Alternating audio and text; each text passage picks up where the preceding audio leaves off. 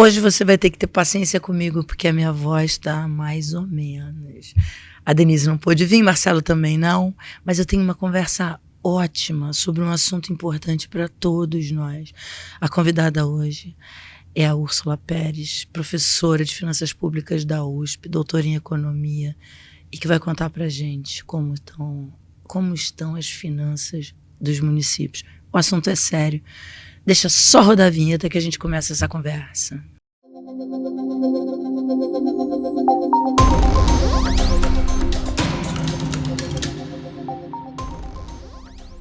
Eu sou a Mara Luque, você está no Além das Manchetes e a gente está gravando aqui no Cine Reag Belas Artes. Minha convidada é a Úrsula Pérez. Úrsula, seja muito bem-vinda. Obrigada, Mara. É um enorme prazer estar aqui hoje com você e com a audiência. E como eu antecipei aqui para a audiência, a gente vai falar sobre as finanças do município. Esse assunto é muito importante, Úrsula, porque todo mundo diz que vai fazer tudo. E a verdade é que não há dinheiro para tudo. A verdade sempre é que não há dinheiro para tudo. Se essa é uma coisa que a gente pode estabelecer quase como um dogma, é que tem escassez, né? Então, sempre numa discussão eleitoral, um dos princípios fundamentais que as pessoas têm que prestar atenção são as escolhas. E candidatos que não fazem escolhas, ou seja, que não têm prioridades, podem fazer nada, simplesmente ao decidir que eles vão fazer tudo, porque isso é impossível, né? O orçamento tem limite e a disputa em torno desse fundo público do orçamento é muito, muito conflitiva. Então, os municípios, nesse momento agora, precisam ter muita clareza o que se propõe, o que os candidatos estão propondo para o futuro, porque a gente vai ter que sobrepesar quais as possibilidades e ajustar despesas para pensar a construção dos próximos 4 anos. Mesmo São Paulo, que fez uma reforma da Previdência e tem um caixa, mesmo São Paulo não está com uma situação de correr para o abraço, né? Então, a situação de São Paulo é um tanto paradoxal, né? É importante explicar. A gente vem de uma trajetória de crescimento muito importante do ISS. ISS é o Imposto sobre Serviços. E São Paulo tem um montante exuberante de Imposto sobre Serviço. Hoje, a sua principal receita é muito maior do que o ICMS, que é a principal receita quase que do país, né, da maior parte dos municípios. Mas o ISS, apesar de ter crescido ao longo dos últimos anos sempre muito fortemente, São Paulo teve uma dificuldade muito grande com o endividamento com a União, que lhe ocupava boa parte. Tinha um custo muito alto. Muito alto, eram 13% das receitas líquidas municipais iam para pagar a União, e durante anos se pagou, mas com o reajuste sempre do estoque, a gente estava sempre devendo.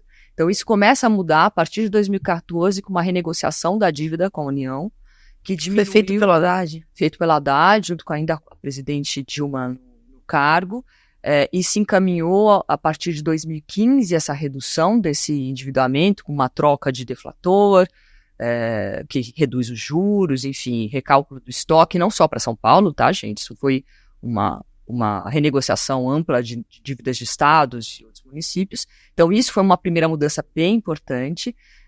E, além disso, São Paulo teve outras questões importantes. Teve receitas do urbano. São Paulo tem uma receita do urbano, que é essa receita que vem dos empreendimentos imobiliários, que tem que pagar um recurso que a gente chama de outorga onerosa, que é pagar para poder construir uma metragem a mais.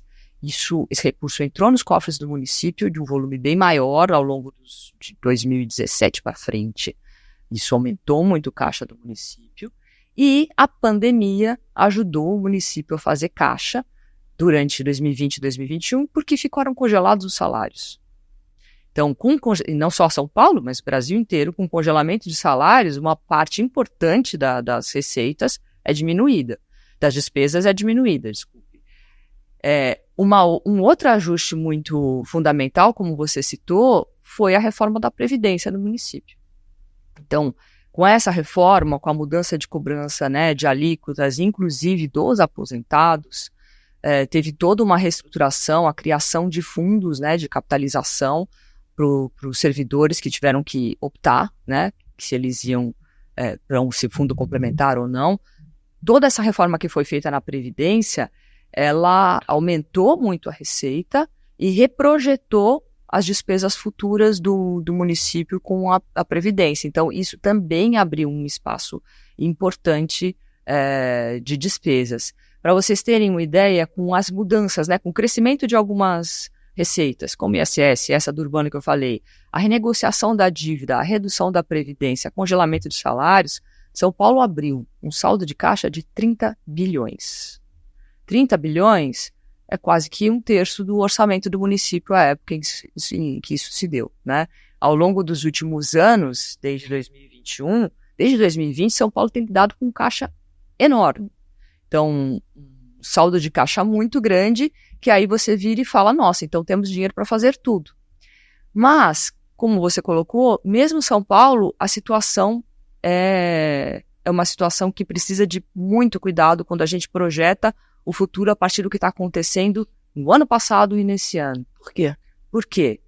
Porque com essa movimentação de saldo de caixa, as mudanças que vieram a partir de 2022, que implicaram que você podia fazer os reajustes salariais, e reajustes salariais que precisavam ser feitos, porque os funcionalistas ficou sem reajuste 2 anos, né? Então, reajustes foram feitos por para diferentes carreiras, diferentes pressões. Então, houve um aumento da folha, muitos contratos foram renegociados de serviço de terceiro, e São Paulo tem muito serviço de terceiro. Toda a saúde, mas 90% da saúde depende de serviço de terceiro, de contratação de organizações sociais que administram os postos e hospitais. Na educação tem muito serviço de terceiro, conveniamento de creche, né? A assistência quase toda de conveniamentos, assistência social, os centros os CRAS, né?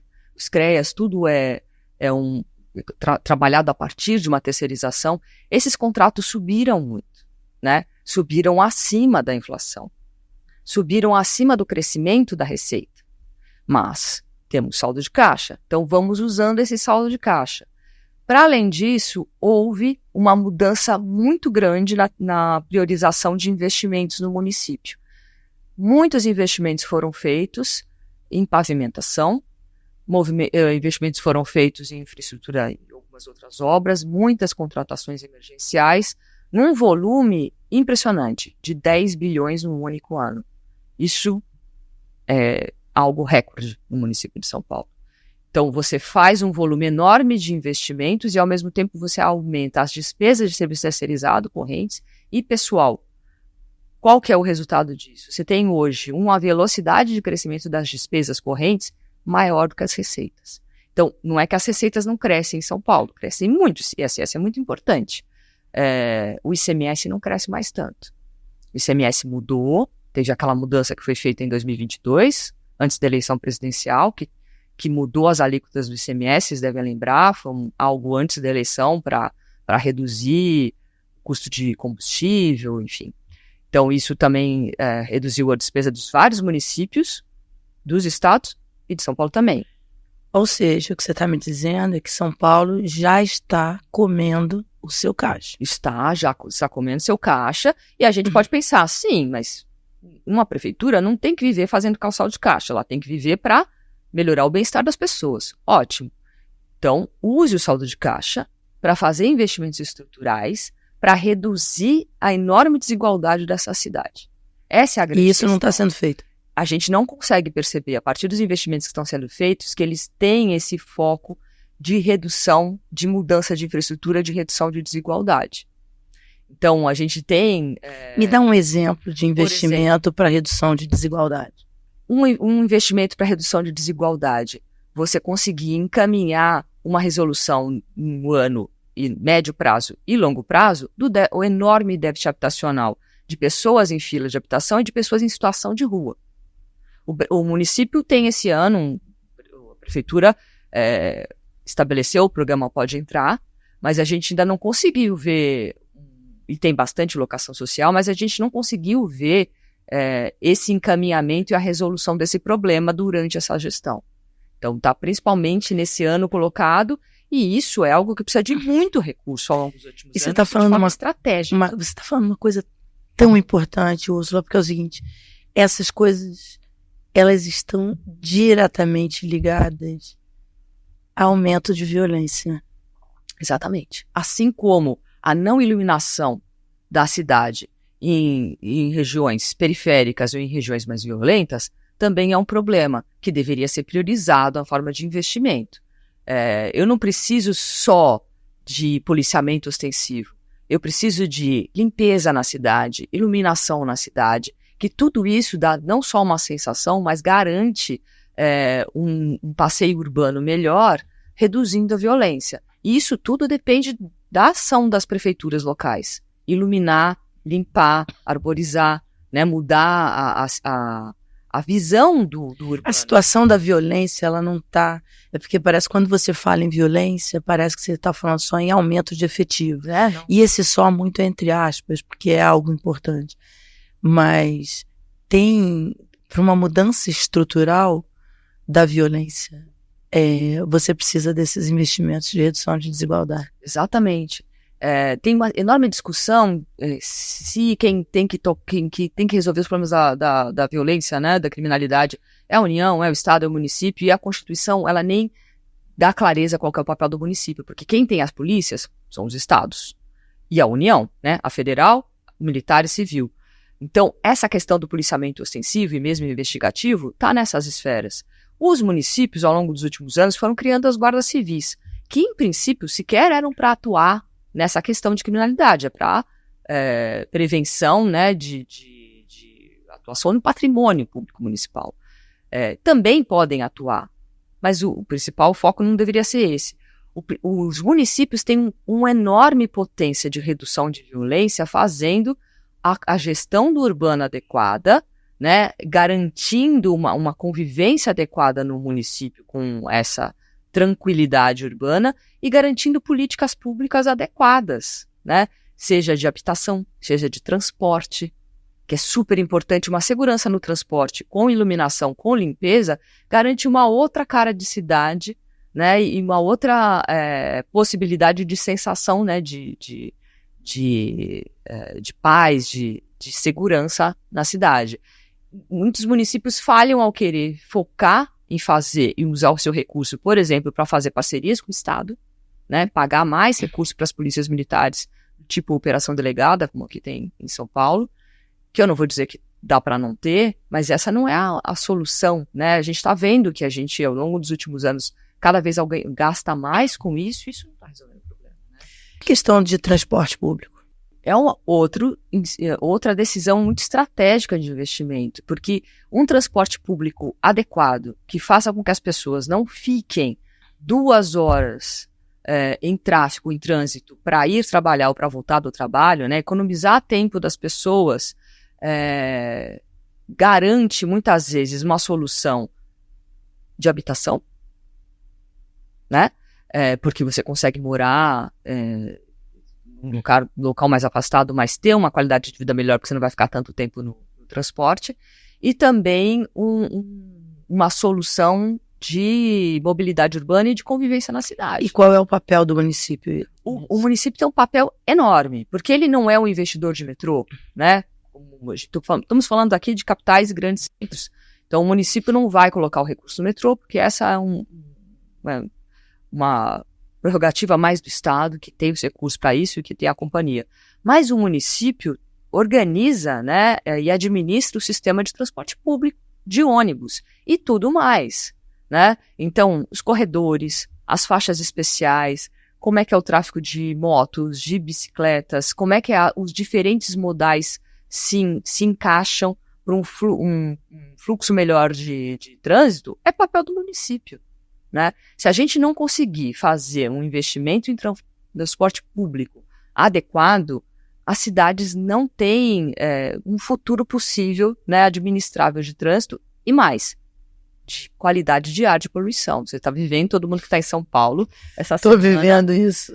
Não está conseguindo respirar, está afetando a garganta, os olhos, tudo, e isso tem a ver, obviamente, com uma mudança climática geral, com queimadas em vários lugares, mas num centro como São Paulo, você tem essa congestão também afeta a qualidade do ar. Subsídio para empresas de ônibus, isso, como é que está essa situação nos municípios e em São Paulo em particular? Olha, essa é sempre uma situação crítica, né? Acho que a gente tem um marco de 2013, quem já é nascido e mais ou menos idade de compreender o que acontecia no país, vai lembrar que a gente viveu uma enorme crise que começa com o aumento de tarifa de ônibus. É impressionante isso, porque isso você vê isso em qualquer cidade do mundo. Eu lembro no Chile, em Santiago, quando começam a ter aquela antes da pandemia, que começa a ter os movimentos e tal, e era o governo Piñera, e o catalisador foi aumento na tarifa. O transporte, ele, para boa parte da população que depende dele, que não tem outra alternativa, ele tem um impacto muito grande na renda da pessoa. Na renda, exatamente. Assim como a habitação, né? Tem um impacto na renda muito importante que um aumento de tarifa recalcula todo mês dela. O bilhete único, quando foi feito o bilhete único aqui em São Paulo, eu lembro conversando com algumas pessoas que falaram, tivemos aumento na renda. Sim, porque ela vai ter um espaço de gasto muito maior. Claro que isso depende, hoje, pensando, né, o impacto disso, quem é a pessoa, se ela é um empregador formal, se ela é informal. Muitos empregadores formais têm vale transporte pago pela empresa. Uhum. Os informais não têm. Então, para esses é muito mais complicado, né? Então, o subsídio acontece em São Paulo, em muitas capitais e grandes municípios, porque transporte público em muitos locais do mundo ele é deficitário. Então, se você for garantir simplesmente que o bilhete, né, que a tarifa pague o sistema, vai ser extremamente caro. E tem dinheiro para esse subsídio? Hoje, São Paulo tem dinheiro para esse subsídio, mas isso significa que São Paulo está fazendo uma escolha. Porque ter dinheiro para o subsídio significa que eu vou optar por subsidiar o ônibus em vez de fazer outra coisa.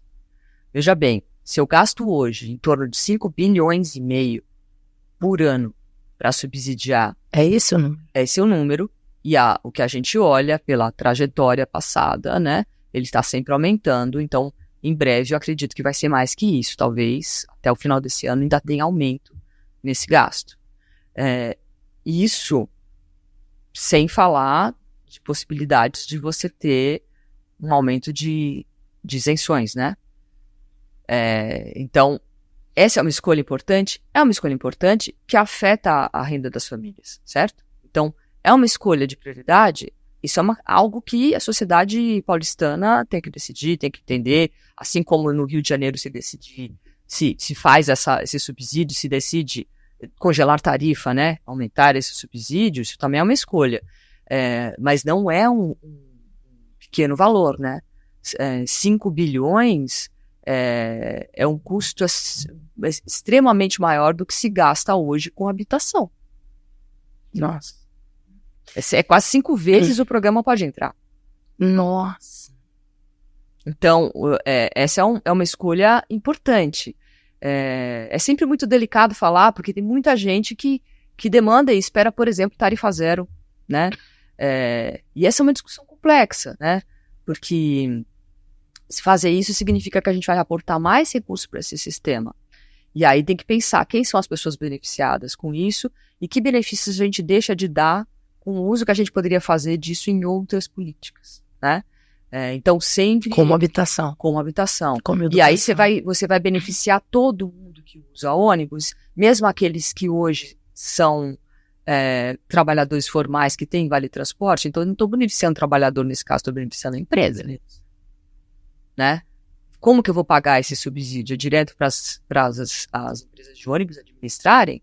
Ou é um voucher que eu dou para a pessoa? Talvez, se a gente olhar quem são as pessoas, a gente consiga focalizar e dar o voucher para quem mais precisa, em vez de dar o subsídio só para o sistema. Porque a outra questão é por que esse sistema também é tão caro? Sempre tem uma dúvida aí, né? Em relação ao sistema de transporte. Por que 5 bilhões? E o que está acontecendo? Cada vez menos. A gente não tem transparência? Não é tão transparente. Poderia ser bem mais transparente, né? E a gente tem uma redução de usuários no sistema, que antes da pandemia já estava, a pandemia acelerou muitíssimo. Com home office. E aí, isso foi um problema, porque você teve que aumentar mais o subsídio porque as empresas, com a bilhetagem, o sistema estava muito difícil de equalizar. Agora, essa é uma discussão que precisa ser feita.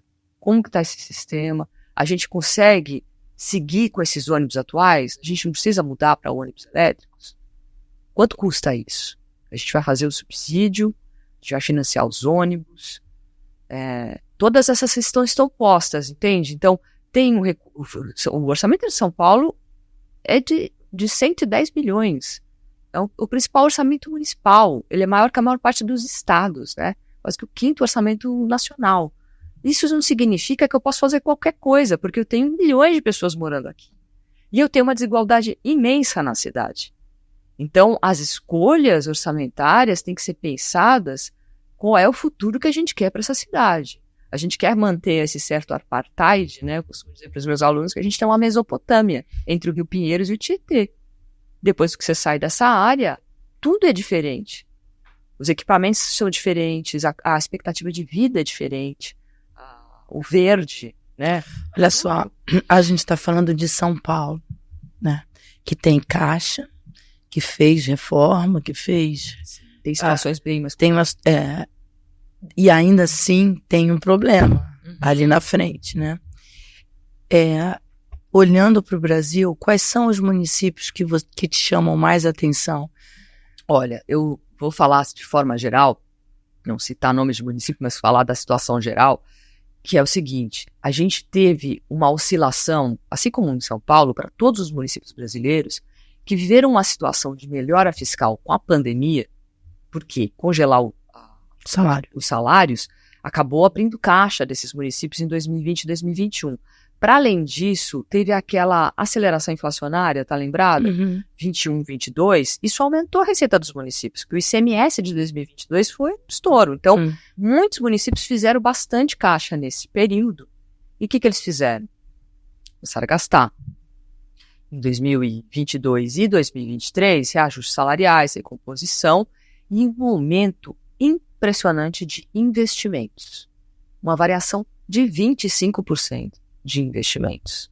Em 2023, um aumento de folha de quase 13%. E mais o aumento dos serviços também, né? Dos contratos terceirizados, como aconteceu em São Paulo, aconteceu nos municípios também.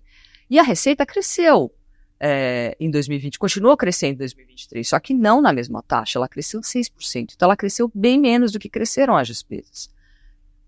A situação que se coloca hoje, em 2024, é de metade dos municípios estão com déficit fiscal. Metade. Claro que a situação de São Paulo é diferente, mas São Paulo também fez déficit, né, para poder usar o caixa. Também tem deficitário. Mas você tem diferentes situações de municípios.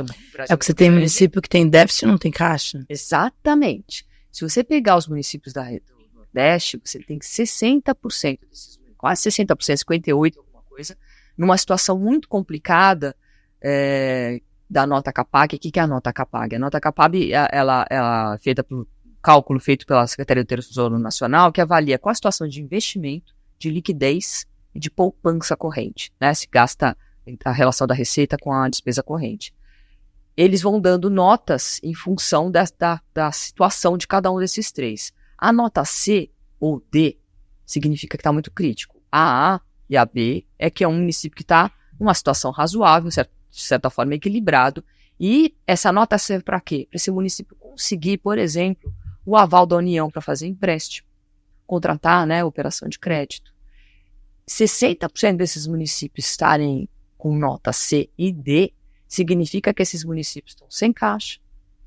Então, isso pode chegar a um colapso dele não ter dinheiro para pagar funcionários, por exemplo? Significa que... Ou aposentados. Eles seguem muito dependentes de transferências, né? Da União. Chegar da União, dos estados também, né? Porque municípios acabam, a cota parte do ICMS é importante, mas muitos acabam dependentes da União. Em muitos municípios pequenos, a mudança que houve de 2019 para frente, de um volume de emendas parlamentares entrando no município como transferência de capital, leva a uma situação surreal. Por quê? Porque você tem municípios muito pequenos, de orçamento muito pequeno, que às vezes ele recebe uma transferência que é metade do seu orçamento. E ele investe em algo que talvez nem seja tão prioritário. Mas ele cria, às vezes, infraestrutura que vai levar a custeio futuro, que ele não tem receita própria e não tem receita corrente. Faz um investimento que vai demandar um gasto recorrente que vai demandar uma dependência de uma transferência de novo depois. Então, se a gente não pensa como estão sendo transferidas essas emendas, como é que está sendo estruturada essa liquidez do município, pensar as suas finanças numa perspectiva futura, isso é um caldo que pode sim levar a uma crise muito grande. Ainda mais porque se tem também dificuldades previdenciárias em muitos municípios brasileiros. Nos municípios do Sul e do Rio Grande do Sul, essa é uma situação bastante crítica. E agora, a situação previdenciária? Também, previdenciária. Para além do Estado, né, que tem uma situação previdenciária muito, muito crítica. Então, em vários municípios, você tem déficits autoriais que implicam que o Tesouro tem que bancar a Previdência. E ainda vem uma situação como a catástrofe que aconteceu esse ano, você fica bastante preocupado como é que você faz esse ajuste. Você vai precisar apoiar esses municípios, porque perderam a receita, aumentaram a despesa, precisam da transferência da União. E teve uma destruição de capital ali. Exatamente. Diferentemente da pandemia, ali houve destruição de capital. Vai precisar de investimento. Então, veja, acho que municípios do Nordeste chamam atenção com essa situação crítica de nota Capag, e é uma situação que não é só conjuntural, tá? Na questão de vários municípios do Nordeste, você tem estruturalmente uma dificuldade desses municípios, né, de terem essa equalização, o que faz com que eles nunca consigam ter acesso a financiamento, a investimento, a crédito. E também, ao não ter acesso a crédito, também muitas vezes tem dificuldade de fazer investimentos que também possam mudar a sua situação. Então, é um ciclo vicioso. E no Rio Grande do Sul, por exemplo, os municípios do Rio Grande do Sul têm essa catástrofe, e também tem uma questão estrutural de pessoal e de previdência que chama a atenção e que coloca essa questão posta aí para todos os candidatos e que vão enfrentar aí nos próximos 4 anos com finanças, né, que levam a uma preocupação. O que vai acontecer? Claro que a gente tem uma perspectiva de uma reforma tributária que começa em 2026, que pode ajudar a dar uma reestruturada, né, geral na redistribuição de receitas para os municípios. Mas isso ainda é um processo de implementação. A reforma tributária vai demorar anos, né, dessa implementação. É algo bastante gradual. Então, nos próximos anos, tem que se ter cuidado. Porque se a gente não pensar na despesa de forma prioritária, de forma a reduzir a desigualdade e gerar potência, mesmo que aumente a receita, eu vou estar sempre enroscada com o problema. Então, a gente tem que dar conta de pensar como é que a gente estrutura as políticas, os serviços contratados. Uma coisa importante, municípios vão contratando serviços, terceirizando. Qual é a qualidade desses contratos de gestão e quem é que está avaliando esses contratos de gestão para ver se essas entregas são de fato adequadas ao que a população precisa? Se tem uma reclamação meio que constante, é a qualidade de serviço de saúde, né? A gente sabe. É verdade. E com o envelhecimento da população, essa demanda vai aumentar ainda mais, cada vez mais pessoas chegando no SUS. O SUS tem recurso insuficiente, a gente sabe disso. Precisa de mais financiamento no SUS. Mas, para além disso, a gente precisa aprimorar como é que a gente gere, o que entrega, né? E essa é uma dificuldade porque a gente não estruturou burocracias municipais focadas em regulação. Se uma burocracia focada em entregar serviço direto é uma coisa, é o fazer.